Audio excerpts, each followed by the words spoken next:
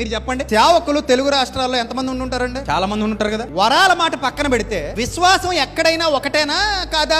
నీ విశ్వాసం నిన్ను స్వస్థపరుచునన్న మాట వరాలున్నోడి దగ్గరే పనిచేద్దా, మీ సంఘాల్లో కూడా పనిచేద్దా? సంఘాల్లో కూడా పనిచేద్దా? మరి సంఘాల్లో కూడా ఈ మాట పనిచేసినప్పుడు ప్రత్యేకంగా వీడి దగ్గరికి ఎందుకు వెళ్ళాలన్న జ్ఞానం ఎందుకు రావట్లేదు జనాలకే? నిజంగా విశ్వాసం అయితే ఇంట్లో ఉన్నా నీకు దేవుడు ఏం చేస్తాడు? నిన్ను స్వస్థపరుస్తాడు. నీ దగ్గరికి ఎందుకు రావాలి? ఇప్పుడు మా సంఘంలో సరుకు లేదా, మా పాస్టర్ గారు పని చేయరా? ఒకవేళ మీ పాస్టర్ గారు సత్యం చెప్పేవాడు అయితే ఆ విశ్వాసం నీకు మీ పాస్టర్ గారి దగ్గర పని చేయదా?